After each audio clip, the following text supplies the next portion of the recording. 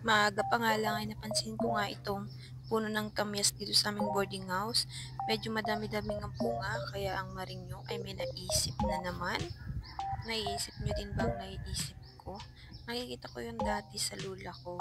Gumagawa siya, ginagamit niya na pang-asim sa mga isda or kahit saan, basta pang-asim siya, ganun. Sinabihan din nga pala ako ng may-ari na kumuha daw kami kung gusto namin dahil nasasayangan lang.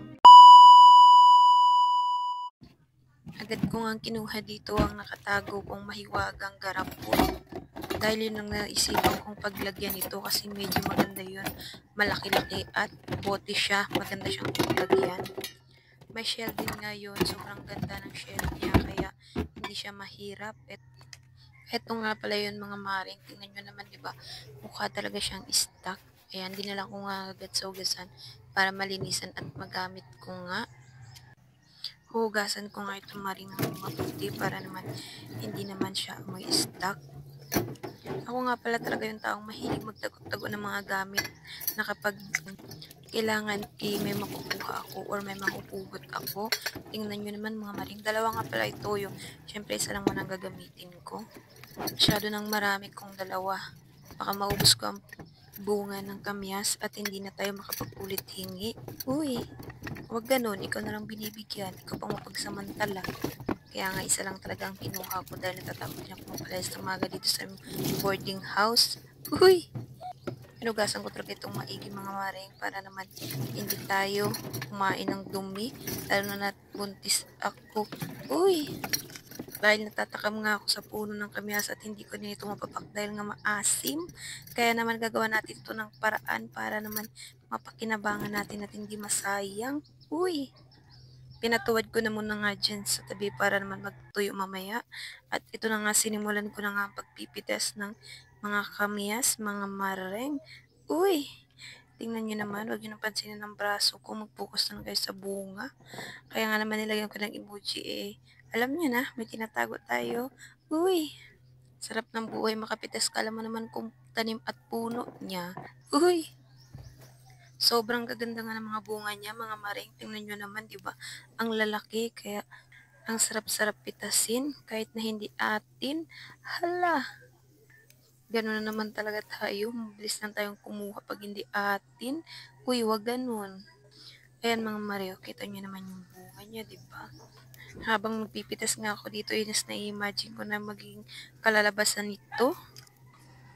Ang hirap talaga mag-voice over mga maring kapag hindi mo alam ang iyong sasabihin. Basta, sundan nyo na lang yan mga maring ang ginagawa ko at malalaman nyo rin pagkatapos. Parang gusto ko na lang kalbuhin ang puno na ito dahil sobrang gaganda ng mga bunga. Uy! Wag din. Ayan mga maring, medyo madami-dami nga nakukuha ko. Hindi ko naman ubusin ang bunga niya. Uy, tingnan niyo naman, hindi na kontento ang maring sa harap. Pati ba naman sa likod, hindi pinalampas. Hala, grabe talaga itong si Buntis, hindi naman pinalampas ang puno ng kamyas. Nung sinabihan pa lang ako ng may-ari ng boarding house namin kung gusto namin kumuha, kumuha lang kami. Alam niyo ba mga maring gumana agad ang utak ni Buntis kung anong gagawin niya. Kaya naman di niya pinalampas. Tingnan niyo naman, di ba? Talagang halos ubusin niya yung bunga nito. Uy, wag din Buntis. Tumira ka naman sa may-ari. Maawa ka naman. Di ba? Tuwang-tuwa pang mukha niya, oh. Hoy Buntis, hindi porket pinagbigyan ka, ubusin mo na rin. Hindi mo yan puno, ikaw ay pinapakuha lang. Uy, kung mga panahon siguro ito ay naglilihi pa ako talaga. Wait a minute! Who are you? Bus ko, baka hindi tayo makaulit. Uy. Ayan, hinugasan ko na nga pala dyan. Hugasan ko yung mabuti mga maring para naman matanggal yung mga dumi-dumi, lalo yung mga itim-itim, yung nakadikit sa kanyang puno mga maring. Diba? Sincere na sincere si Buntis dyan. Kaya wag niyong guguluin si Buntis dahil busy siya. Ayan, tingnan niyo naman kung gaano kaganda yung bunga niya, diba? Kaya naman nag-i-enjoy talaga ako sa ginagawa ko kapag ganyan yung mga nakikita ko mga maring. Gustong-gusto ko talaga nagpipitas, nagtatanim. Kaya kung may space lang talaga dito sa amin at talagang sagana yung tubig, naku mga maring, nagtanim na talaga ako ng mga gulay. Hindi naman pagmamayabang mga maring, hindi nyo natatanong, iyan ang hilig ni Buntis, ang pagtatanim kahit noon pa talaga. So ngayon is hindi tayo magtatanim, tayo ay mangunguha ng hindi atin, char. Binigyan ako mga maring no, kaya hindi kuha yun. Ewan ko ang tawag dun, basta siguro kuha na rin kasi nga hindi ko puno eh. Pumayag naman yung may-ari, kaya naman hindi yun kuha. Hingi yun mga maring, hingi. Iba ang kuha sa hingi ha. Correction your honor. Ayun nga pala mga maring, is nilagay ko na dyan sa ating lalagyan itong mga kamiyas. Sa amin po kasi kamiyas ang tawag dyan. Hindi ko po alam sa iba kung anong tawag dyan. Comment nyo na lang kung anong tawag dyan sa inyong lugar. Ayun mga maring, tingnan nyo na pinuno ko talaga. Sakto lang talaga. Ang galing ko namang sumukat mga maring. Pero alam niyo mga maring, napagtanto ko dyan na hindi ko na siya malalagyan ng asin, hindi ko na siya mahalo. Ayan, tingnan nyo. Nasira tuloy ang takip. Pero madali lang yung ayusin. Kaya ayan, ayos ko agad. Tingnan nyo mga maring, pinagbabawasan ko na nga pala dyan yung mga kamyas ko dahil lalagyan ko pa nga pala yan ng asin. Paano ba naman kasi hindi agad gumano yung isip ko kanina eh. Paano tama at dapat kong gawin. Ayan, binawasan. Inulit ko naman yung ginawa ko. Wala, pinagod ko lang sarili ko. Gusto ko lang. Uy, ayan, nalaglag ko yung cellphone ko kaya nilipat ko na lang sa taas. Ito na mga maring, lagyan ko ng iodized salt na pala yung ginamit ko dyan. Mas maganda sana kung rock salt, pero wala kaming rock salt kaya iodized salt na yung ginamit ko. Ang ginagawa ko nga pala itong mga maring, sa hindi nakakaalam, tinatawag ko itong atsara. Diba kung ang papaya ay inaatsara, ito ay inaatsara rin. Pero nga itong maring ay ginagamit sa mga pang-asim sa isda o kung saan nyo gusto gamitin pang-asim.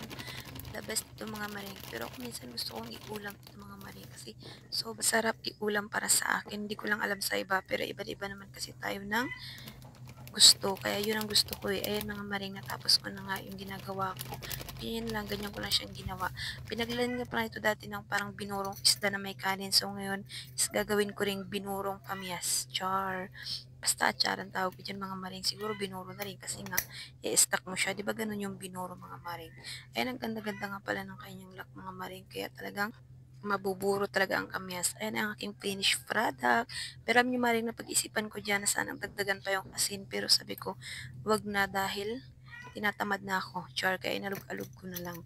Chinek ko nga pala yan dyan. Tingnan nyo naman. Binuksan ko kasi nga gusto ko siyang dagdagan. Kaya ang ginawa ko, inalog ko na lang. Kasi nga, para mahalo. Yun, ganun. Basta, sabi ko yan na, finished product ko na yan mga maring.